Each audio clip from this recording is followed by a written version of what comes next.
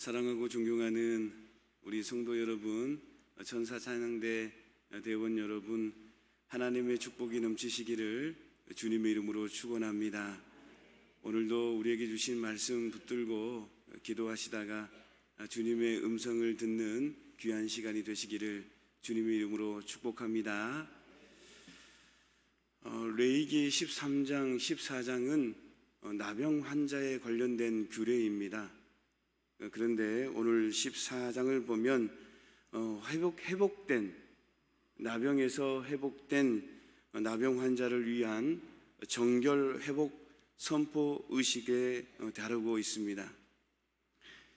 오늘 본문의 규례를 통해서 얻을 수 있는 가르침은 첫 번째는요, 성도는 질그릇과 같은 연약한 자로 겸손해야 된다. 그런 부분을 우리가 생각해 볼 수가 있겠습니다. 겸손을 말씀하고 있다. 본문 5절 말씀을 보면 회복된 나병 환자의 정결 선포 의식에 사용될 새를 질그릇 안에서 잡았는데요. 그런데요, 이 말씀에서 새는요, 죄인의 속죄를 위해 대신 죽으신 예수님을 예표합니다. 그리고 질그릇은 깨어지기 쉬우며 귀하지 않은 것으로 연약한 인간을 예표합니다.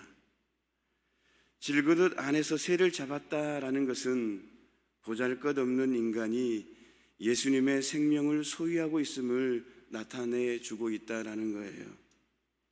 이러한 사실은요, 보잘것없고 죄로 말미암아 깨어질 수밖에 없는 질그릇과 같은 죄인이 하나님께 거룩한 자로 인정받고 하나님의 자녀가 되는 원리를 보여주고 있다라는 거예요. 질그릇은 비록 보잘것없는 것이지만 그 안에 질그릇 안에 귀한 보물을 담으면 질그릇도 귀하게 여겨지듯이 우리는 비록 보잘것없는 존재들이지만 우리 안에 예수님의 보혈과 생명을 소유하게 될 때에 우리 또한도 하나님께 귀히 여김을 받고 하나님의 자녀가 되는 영광을 얻게 되었다라는 사실입니다. 우리가 거룩한 자라는 의미의 성도라는 이름을 가지게 된 것은요, 결코 우리가 남들보다 뛰어나거나 거룩해서가 아닙니다. 단지 질그릇과 같은 우리 속에 예수라는 보화를 담았기에 거룩한 자라는 영광스러운 이름을 불려지게 되었다라는 거예요. 그러므로 우리는 구원의 구원으로 인하여 자기 자신을 자랑할 것이 하나도 없습니다. 오직 우리가 자랑할 것은요, 우리 속에 거하시는 예수님의 영광뿐인 줄로 믿습니다. 이러한 사실을 망각하게 되면 우리는 세상 사람들에 대하여 우월의식을 갖게 되어서 복음을 증거하는 사명을 감당치 못하게 된다라는 거예요. 마치 바리새인처럼 서기관들과 같은 그러한 교만으로 말미암아 영적인 침체와 타락에 빠지게 된다라는 거예요. 그러므로 성도는 주님 앞에서 나는 질그릇일 뿐입니다 라고 고백하고 주님께 모든 영광을 온전히 돌려드리는 겸손한 삶을 살아가야 될 줄로 믿습니다. 또한 자신이 깨어지기 쉬운 질그릇과 같이 연약한 존재임을 인식하여 죄의 유혹에 넘어가지 않도록 항상 깨어 있어서 주님의 보호와 도우심을 구하는 겸손한 자세를 가져야 될 줄로 믿습니다. 오늘 우리에게 주실 두 번째 가르침은요, 성도는 예수님으로 말미암아 참된 자유를 누리게 되었다라는 거예요. 첫 번째는 겸손을 말씀하고 있고 두 번째는 예수님으로 인해서 우리는 참된 자유를 누리게 되었다. 오늘 본문 6절 7절을 보면 회복된 나병 환자 정결 선포 의식에 사용될 두 마리의 새 가운데에 한 마리의 새는 산채로 죽임을 당한 다른 한 마리의 새의 피에 적셔서 나병에서 정결함을 받을 자에게 피를 뿌린 후에 들에 놓여졌습니다. 이것은 나병에 걸렸던 사람이 정결케 되어서 자유함을 얻었음을 알리는 상징적인 행동이었습니다.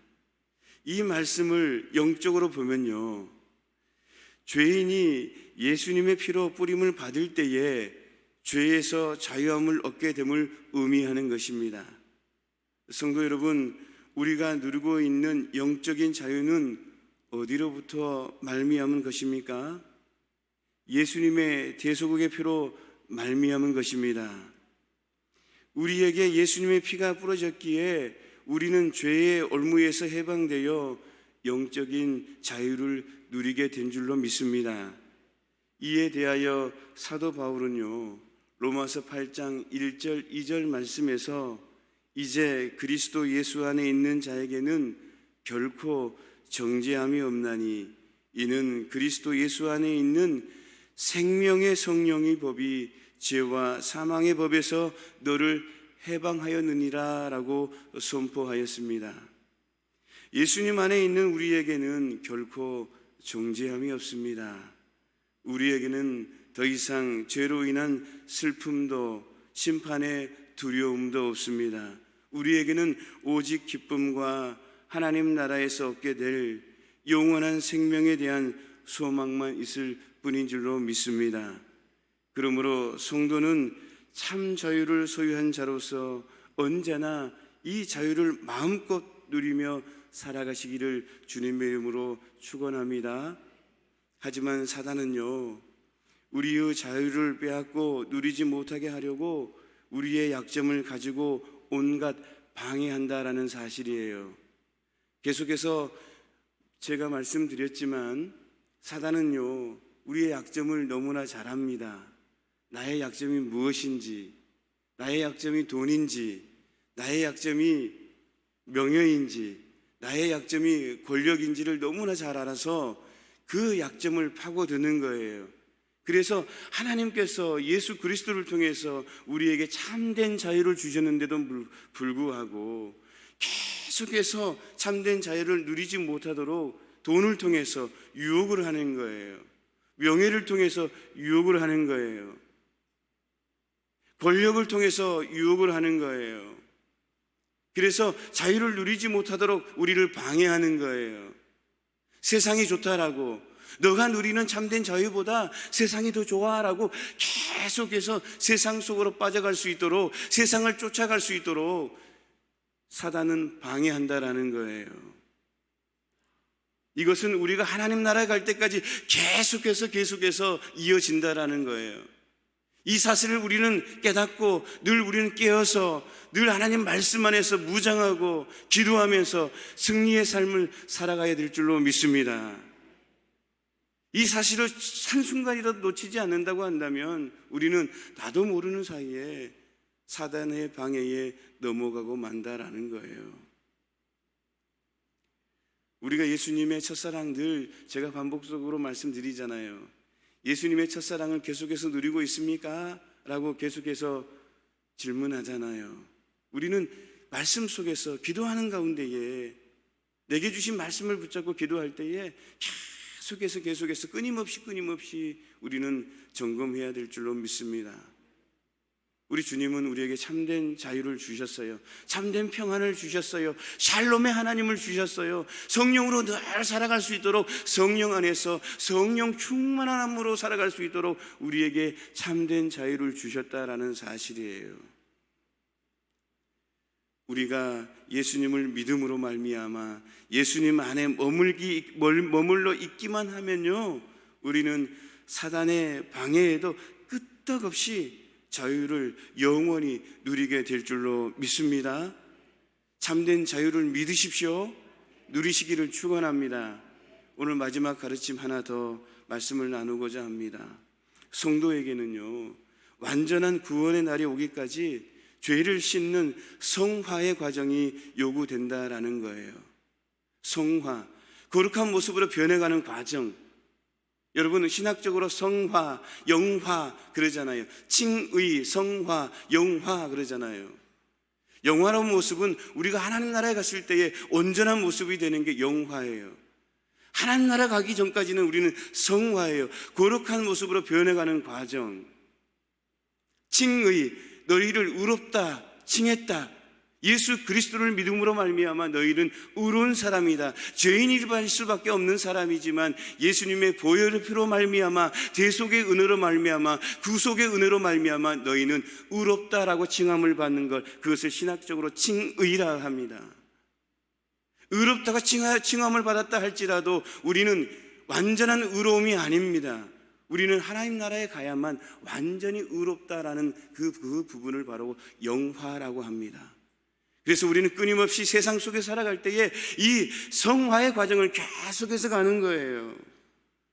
이 성화의 과정이 요구된다라는 거예요.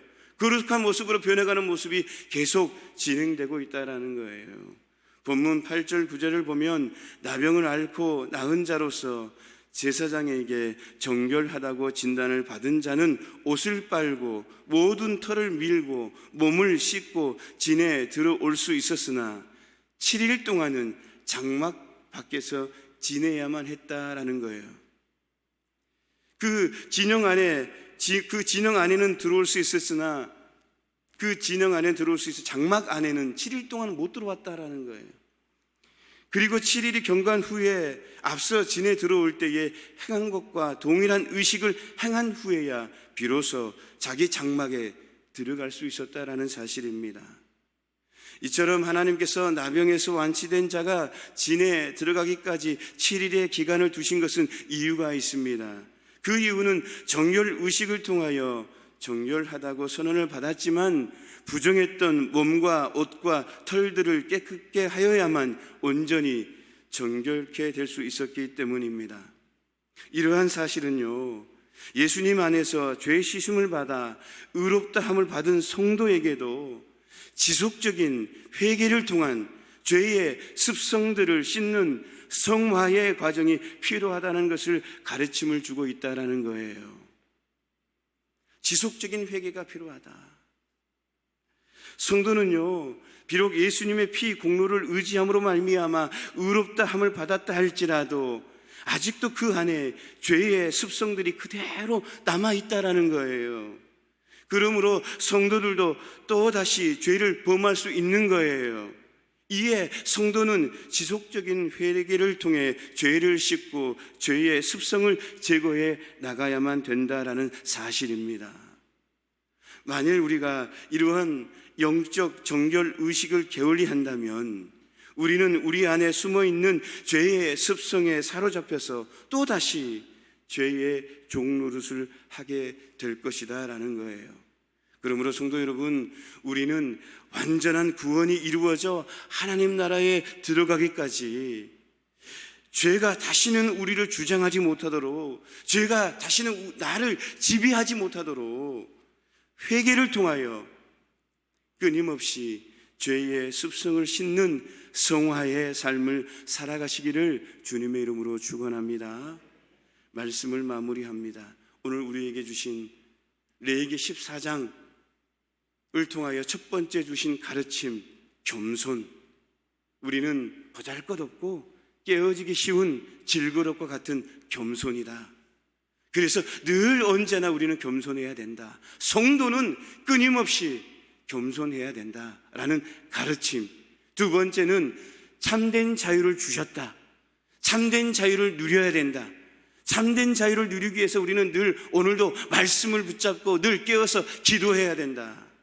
그래서 세상의 유혹에, 사단의 유혹에 절대로 흔들리면 안 된다라는 가르침. 마지막 세 번째 가르침은 성화, 거룩한 삶, 성화의 과정을 끊임없이 가기 위해서 우리는 말씀으로 기도하면서 회개의 삶을 살아야 된다라는 가르침입니다. 이 가르침 세 가지를 가지고 오늘도 승리의 삶을 살아가는 저와 여러분 모두가 되어서 하나님께서 부어주신 은혜를 누리며 살아가는 저와 여러분 모두가 되시기를 주님의 이름으로 축원합니다. 하나님 아버지, 레위기 14장을 통하여 다시 한번 우리에게 계명을 주십니다.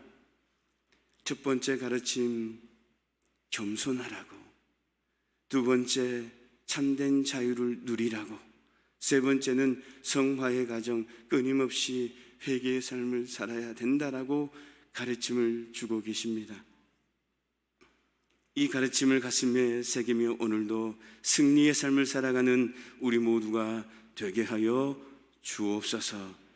예수님의 이름으로 기도하옵나이다. 아멘.